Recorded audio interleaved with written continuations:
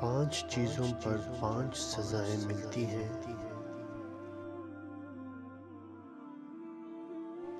جو قوم عہد شکنی کرتی ہے اللہ اس پر اس کے دشمن مسلط کر دیتا ہے۔